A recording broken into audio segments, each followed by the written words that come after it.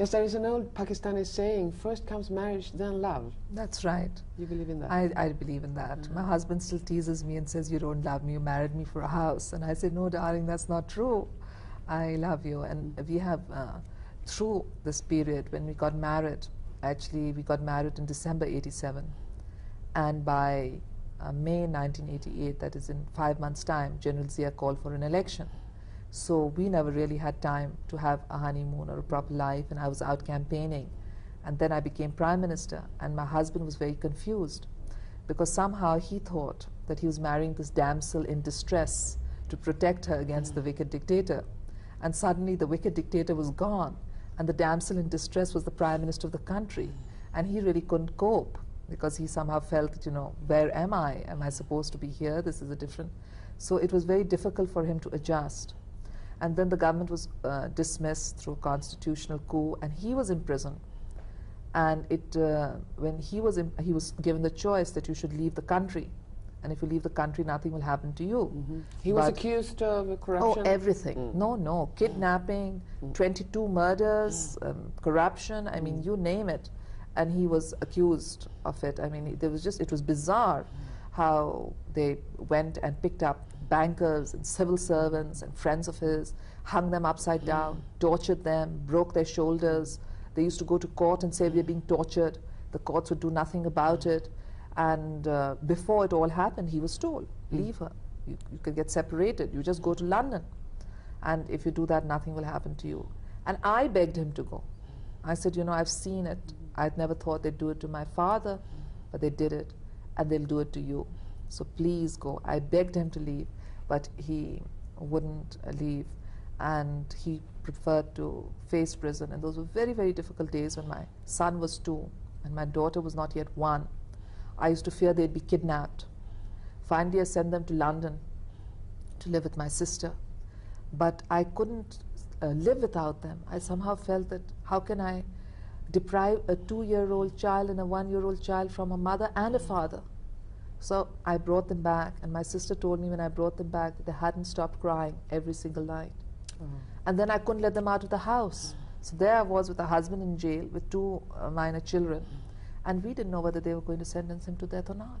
And you went to prison to visit him? I used to visit him in prison, and then I remember that in May 1992, he was allowed to come for the budget session for the first time in 2 years. We had fought through the lower courts and the high courts, and we had got him permission to attend after 2 years the National Assembly. And then we never knew whether they would ever bring him again, and whether he would be sentenced, or how long the regime would go. And that's when whether they'd even sentence him to death. And that's when we decided to try for another baby. And we said we leave it to God, because it will be up to God. And then that baby was very lucky for me. From the time that she was conceived, things seemed to politically improve a lot. Although, when I was carrying her, I was subjected to a very brutal tear gas, 5 hours of tear gassing.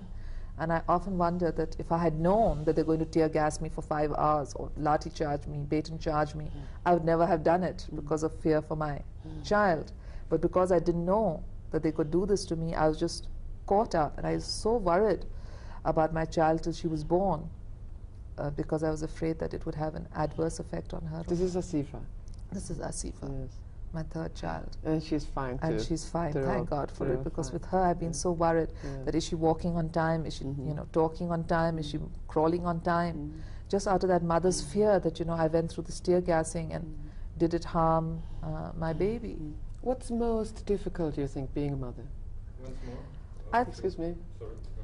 What's most difficult, do you think, being a mother? I think being torn between one's career and children.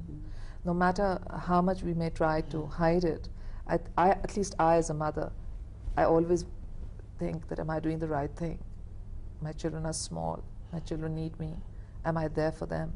And that really makes me worry from inside. But then I think that what I'm doing is very important, and that when they grow up, they'll understand it. And more than that, I think that anyhow, a mother who goes out and works is surely bringing more balance to the home life than if I wasn't going out. Maybe if I wasn't going out, I'd nag at them more. Maybe if I wasn't going out, I'd want to spank them. But now because I'm out, so the times that I am with them I try to spoil them more and cherish them more. So I console myself. You are away a lot. How do they react when they see you? Well, it's amazing, children. They're so adaptable. They take it as part of, I think they think everybody does this. I think they think it's the same in every child's life. Although sometimes they do tell me heart-rending stories that make me want to cry. Like when I was telling my daughter I was going once, she turned around and told me Biscuit, the cat, will cry. She didn't want to say that I'll cry. So she said Biscuit, the cat, is going to cry, and that really tore at my... Who does take care of them? Well, I have nannies. But I also, if it's vacation time for them, I take them with me. Even though they're small, I like to have them around so that they can sort of be familiar with us. And for instance, before Asifa started Montessori, I'd read to her every morning for 10 to 15 minutes before starting my day, just to make a connection. And then I try to have at least one meal with them, either lunch or dinner. I'll make my program so that I'm with them and I can ask them what they've done in the day and try and help them with their table manners. So, and then my mother, when she's in Islamabad, she spends a lot of time here. We have the extended family. Yes, I know. So all the time they play with their cousins or they play with very close friends. You said that your husband was accused of corruption, among other things. I think everybody is all the time accusing each other of corruption here. Yes. What's the difference in the view of corruption in our country and in your country?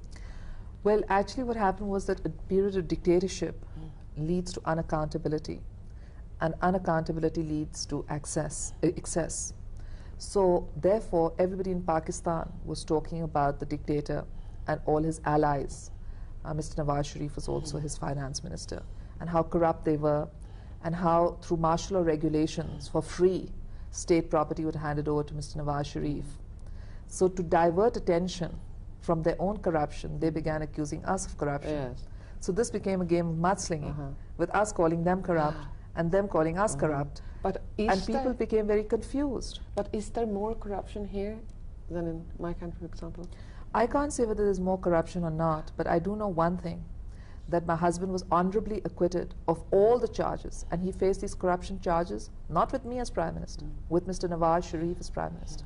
And they didn't just acquit him, they went beyond acquittal to say that there was no charge at all and the case had been fabricated. And this time we decided not to open a new chapter but to investigate the corruption charges, because we felt the people will never know the truth if one side does cases and the other side doesn't do cases. But we don't want to do cases like them, hanging people upside down in police stations and beating them. What we've done is hired chartered accountants, and the chartered accountants are doing the auditing. And in the light of the auditor's report and the chartered accountant's report, cases are being filed, and I can proudly say that not a single person has been picked up and beaten before the case has been filed. It took at least a year or more, because accounting procedures are slow for us to actually file the cases. But now it is up to them to prove it before the court of law. I can't do the investigation myself. This is left to investigative agencies and to chartered accountants. But people of Pakistan have a right to know. One set of leaders were tried and acquitted. Now let the other set of leaders be either convicted or acquitted, so the world knows the truth. You seem to be a very tough and decisive woman. Are you as tough to your husband? He thinks I'm very tough. I think I'm soft as a marshmallow. But he thinks I'm very tough, but I think I'm very soft. I think women are softer.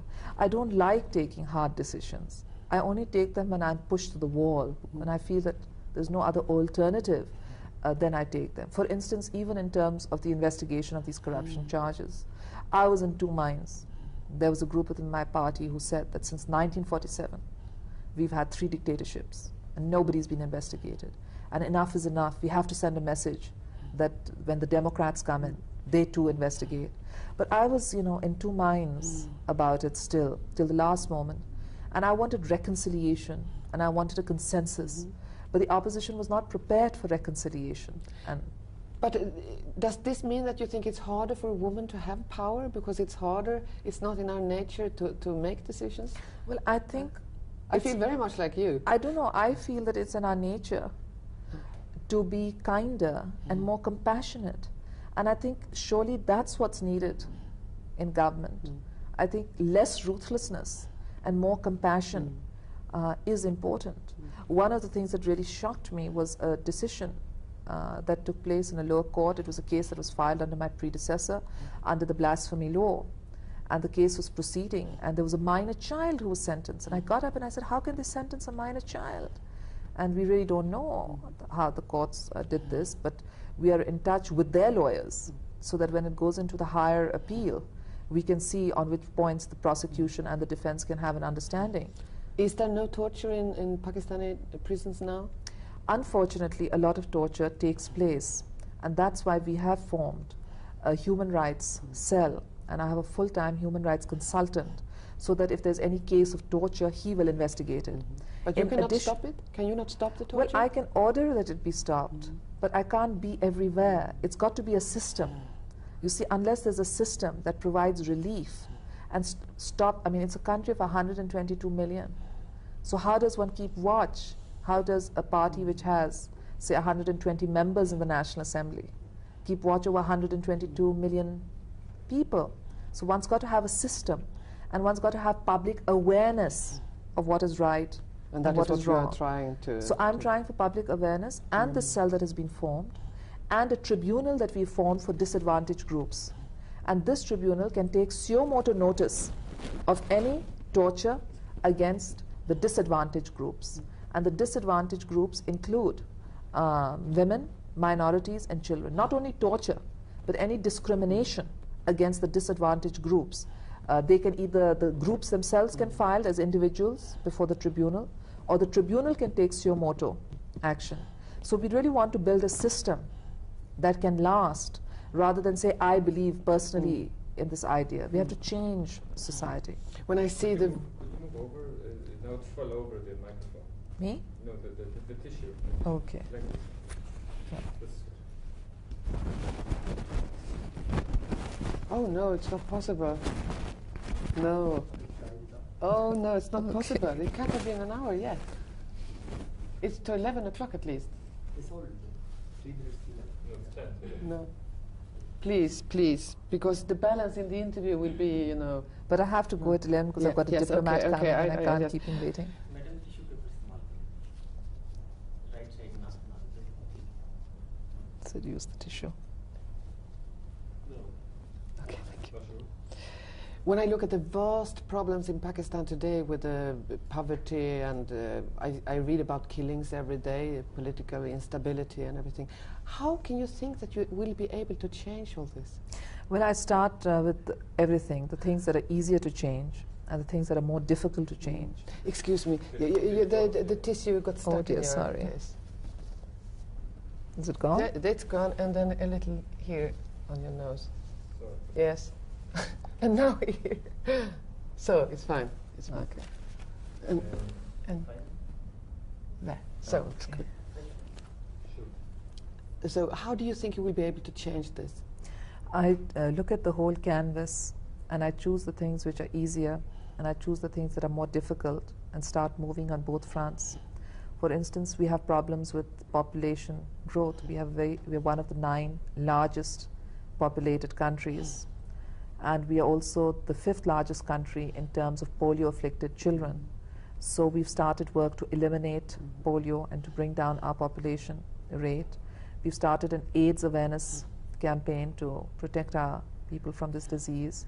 We've started putting iodine in salt to prevent goiter. Now, these are all important social steps to take, steps to reduce infant mortality, economic opportunities for women, employment opportunities for women. And then there are the more difficult subjects. They're more difficult because they're really a hangover from the days of the Afghan civil war. Yes. I was just going to ask These about... mean... I'm sorry. I was just going to ask about the military. You spend a lot of money to the military compared to other countries. I think it's 35–40% of your state expenses goes to the military. That's hard to understand when you have such poverty and so big needs of other kinds. Yes, but we also have tension with India, and our country has been attacked 3 times. And once our country was divided into 2, and Bangladesh was created. So given these tensions, we always have to think of our survival. This is one of the reasons that we have called for the settlement of the Kashmir dispute and for an end to tension between India and Pakistan. We believe that the goals of non-proliferation and of missile control should be dealt with on a regional basis. We are deeply perturbed by the development of missiles by India, and missiles which not only hit the cities of Pakistan but go all the way from Aden to the Straits of Malacca. We think that this will unleash a new missile race in our region, one which we can least afford. So we're trying to work for non-proliferation in our region and for missile control in our region. Do you have nuclear power? We have chosen consciously not to follow the proliferationist path. We have the knowledge of how to go about it, but the government of Pakistan, successive governments in Pakistan, have taken a conscious decision not to adopt this path and not to put that knowledge to use. So you do not have nuclear weapons? Pakistan does not have nuclear weapons out of choice. And this is something I think Pakistan's restraint is a factor to be welcomed. The military is very strong here. Is it hard for you to balance? I mean, do you have to kind of all the time see so that the military are content and happy?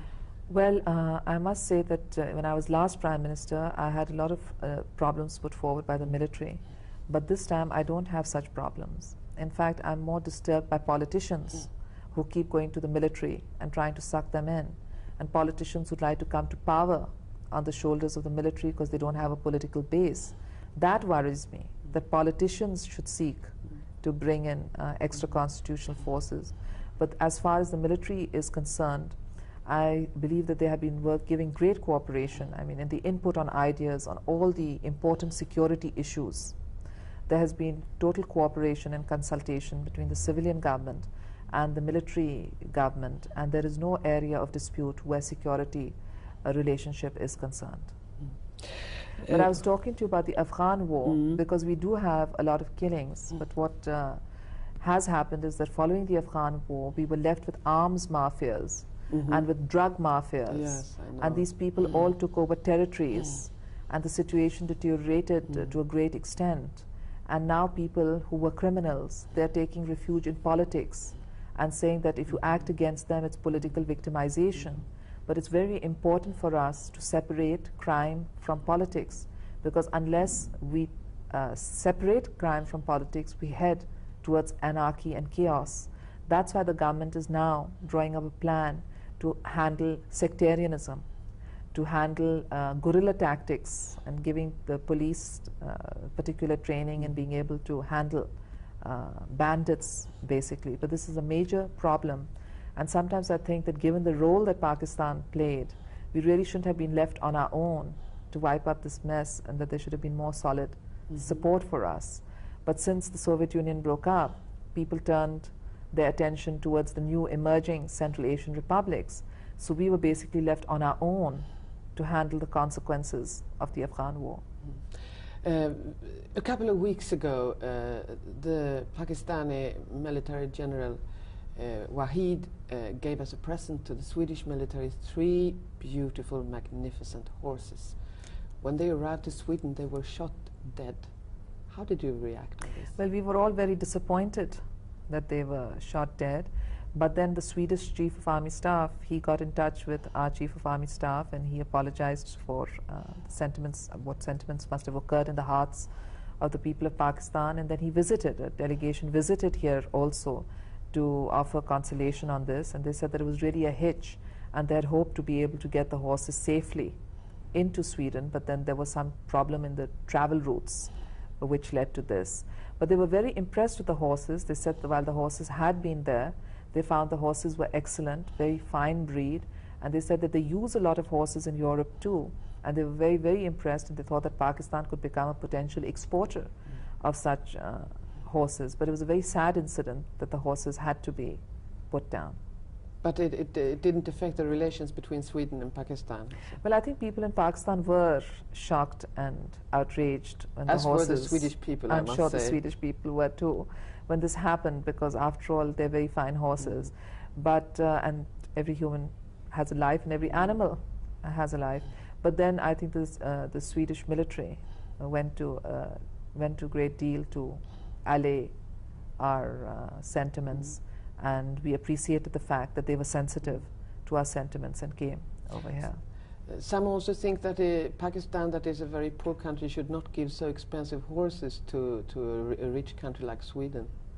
What's your opinion on that? Well, we do have horses, so horses in Sweden cost much more than horses in Pakistan. So everything is very relative. For instance, my husband always says that if he wasn't a Pakistani, he couldn't afford to play polo in the West.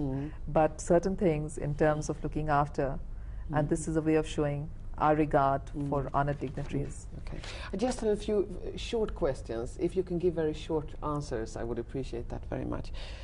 Who do you admire? I admire a whole host of people, including President Nasser of Egypt, because for me he was a symbol of nationalism, and Robert F. Kennedy, who never became president, but I thought was a great idealist. Do you read your horoscope? Well, I read it, and if it's nice, I believe it, and if it's bad, I don't. If you'd had the choice before you were born, with what you know now, to become a boy or a girl, what would you have chosen? Definitely a girl. Why?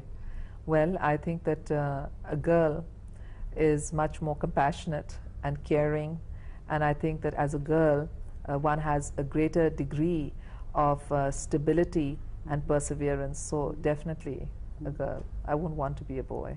I think all women nowadays seem to be on a diet. Do you belong to that group?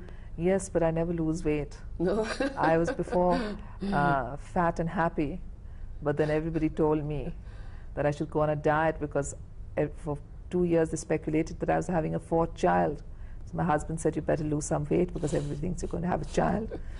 So I tried to, and I couldn't, so now I'm fat and unhappy. No, you're definitely not. Fat and hungry.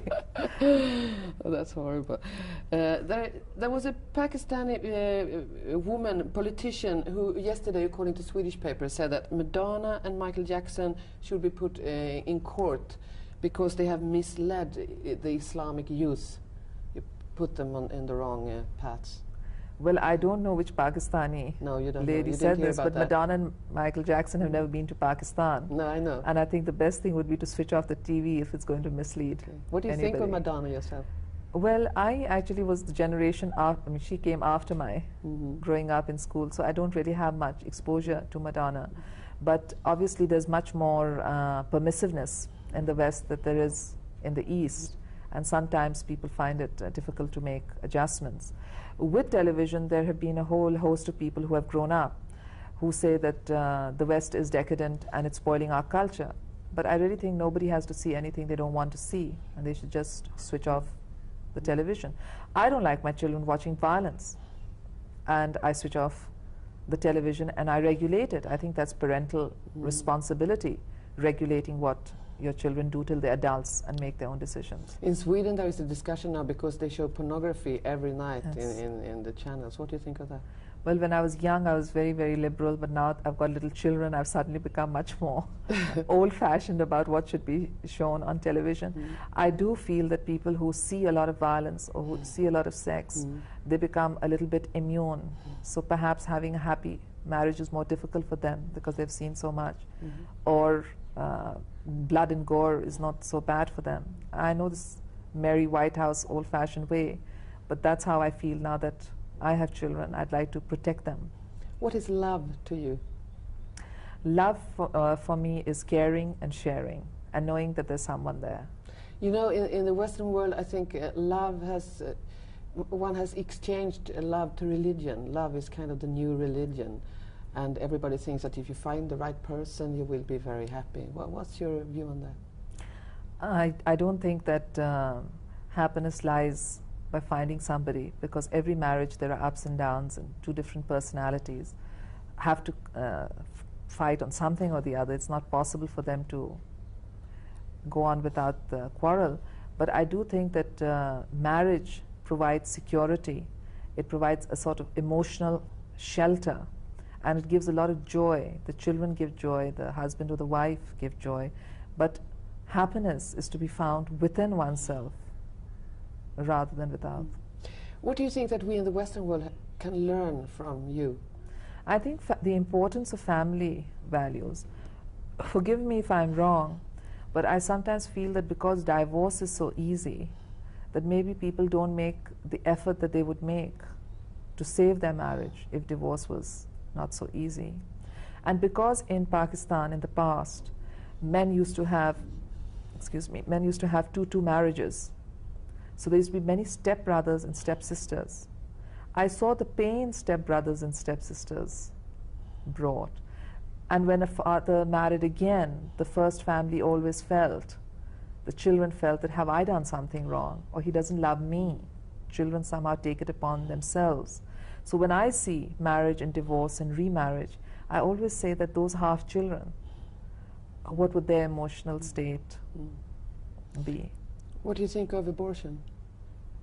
I think it's, religiously speaking, in Islam, abortion is not permitted until the mother's life is in danger or her mental peace is in danger. But as far as I'm concerned, I believe that each individual must make their own choice according to their own circumstances. Death penalty? Well, I used to be very much against the death penalty because of innocent people being hanged, and my own father who was innocent. But lately I've begun to think of the victims. When there have been some very gruesome murders, I think of the victims. So I really think that there might be some cases in which the death penalty as a deterrent is valid. Criminals must not think that they can get off for what they do. Are you afraid to die? No. For me, death is a continuation of life's journey. Plastic surgery, what do you think of that? Well, I'm too young to think it's a good thing, but when I'm older, maybe I'll change my mind. You didn't do anything yet? No, not yet. But you can think of doing it? I don't think it's a bad thing. I think, why not? But I don't know. It all depends on how I'll feel when I'm older. One always says that power makes a man sexy. Does that go for women too? No, I don't think so. I don't think so at all. I think that being in power, a woman becomes a more sort of a person rather than being a woman. And I myself, I'm very conscious of being more like a sister or being more like a mother or a daughter. When you studied abroad in the United States and in England, in Oxford, and you were the first president ever of the student union there. The first non-British president, the third president of the Oxford Union, and the first non-British. The first two were both Britishers. I know. So I'm the first now president of the Oxford Union, who's not the woman president of the Oxford Union to become chief executive of her country. What did you think of this living in the Western world after having been brought up here in Pakistan? Well, I knew what the Western world was like because I traveled abroad, and when I was living there, I always came back to Pakistan. So for me, it was really like changing cities. It was different, but something that I knew about. Okay, I'm sorry. I still have so many questions left, but I have to quit. I'm sorry too, because I'm not sure I gave the best answers. It's just one more thing. In my television show, I have this special gimmick that all the persons that I interview after the show is over makes a little jump. I can't make a jump. But you have to just, you jump for me. Okay, you I jump can stand for me. beside you, okay? You jump for me. I watch you, you jump for me. Okay, but you can stand beside This can only happen in Sweden. Okay. Ja, men du måste gå någon annanstans. You jump for me. Okay. So, but you know that everybody has done that. Gorbachev jumped.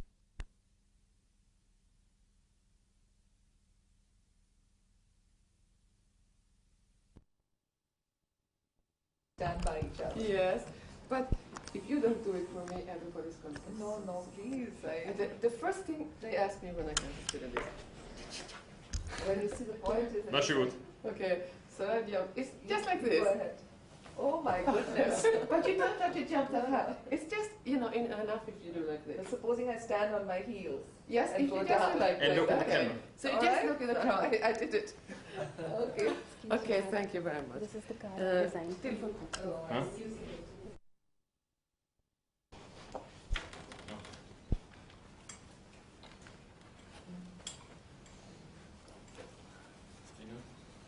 Huh? Tina, you are satisfied? Yes, thank you very much.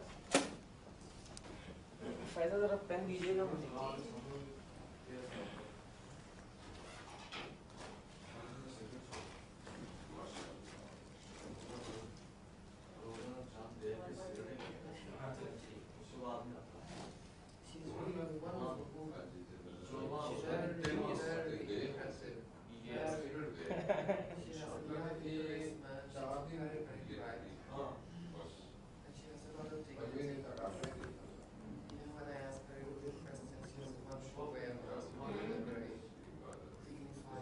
ये ना total तो ये तकरीबन बनता है 50 minute का. 50 minute का हाँ जी. काफी लंबा है.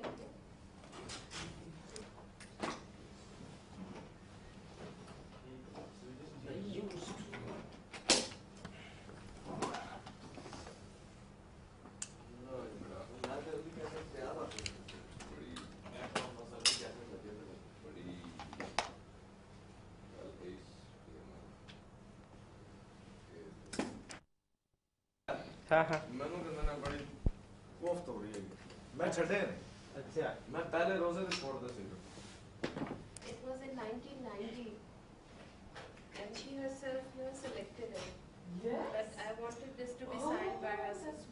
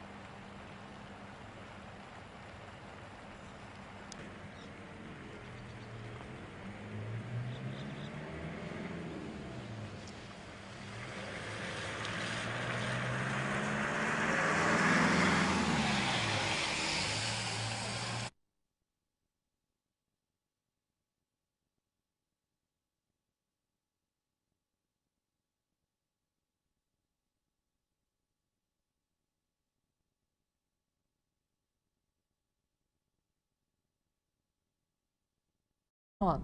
And the damsel in distress was the prime minister of the country. And he really couldn't cope because he somehow felt that, you know, where am I? Am I supposed to be here? This is a different... So it was very difficult for him to adjust. And then the government was dismissed through a constitutional coup, and he was in prison. And when he was given the choice that you should leave the country. And if you leave the country, nothing will happen to you. He was accused of corruption? Oh, everything. No, kidnapping, 22 murders, corruption, I mean, you name it. And he was accused of it. I mean, it was bizarre how they went and picked up bankers and civil servants and friends of his, hung them upside down, tortured them, broke their shoulders. They used to go to court and say, we're being tortured. The courts would do nothing about it. And before it all happened, he was told, leave her. You can get separated. You just go to London. And if you do that, nothing will happen. About my child till she was born, because I was afraid that it would have an adverse effect on her. This is Asifa? This is Asifa, yes. My third child. And she's fine too? And she's fine, thank God for it, because fine. with her I've been so worried that is she walking on time, is she you know, talking on time, is she crawling on time? Just out of that mother's fear that, you know, I went through this tear gassing and did it harm my baby? What's most difficult, you think, being a mother?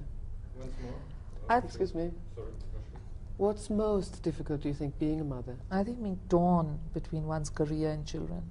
No matter how much we may try to hide it, at least I as a mother, I always think that am I doing the right thing? My children are small, my children need me, am I there for them? And that really makes me worry from inside. But then I think that what I'm doing is very important, and that when they grow up, they'll understand it. And more than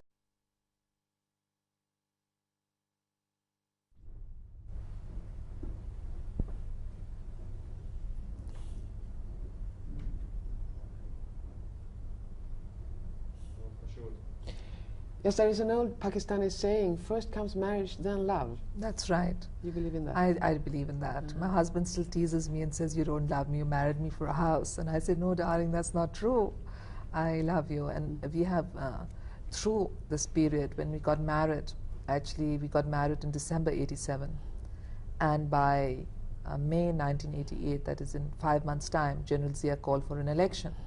So we never really had time to have a honeymoon or a proper life, and I was out campaigning. And then I became Prime Minister, and my husband was very confused because somehow he thought that he was marrying this damsel in distress to protect her against the wicked dictator. And suddenly the wicked dictator was gone to you. And I begged him to go. I said, you know, I've seen it. I'd never thought they'd do it to my father, but they did it, and they'll do it to you.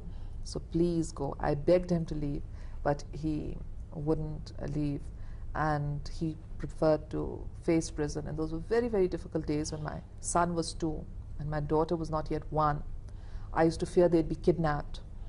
Finally, I sent them to London to live with my sister, but I couldn't live without them. I somehow felt that how can I deprive a 2-year-old child and a 1-year-old child from a mother and a father? So I brought them back, and my sister told me when I brought them back that they hadn't stopped crying every single night. And then I couldn't let them out of the house. So there I was with a husband in jail with 2 minor children, and we didn't know whether they were going to sentence him to death or not.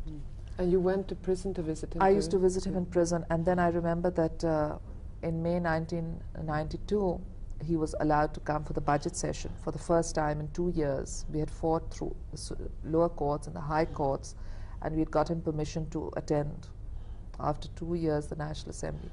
And then we never knew whether they would ever bring him again, and whether he would be sentenced, or how long the regime would go. And that's when whether they'd even sentence him to death. And that's when we decided to try for another baby. And we said we leave it to God, because it will be up to God.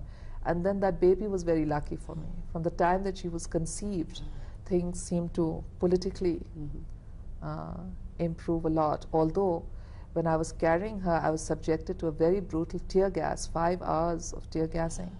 And I often wonder that if I had known that they're going to tear gas me for 5 hours, or lathi charge me, baton charge me, I would never have done it because of fear for my child. But because I didn't know that they could do this to me, I was just caught up, and I was so worried.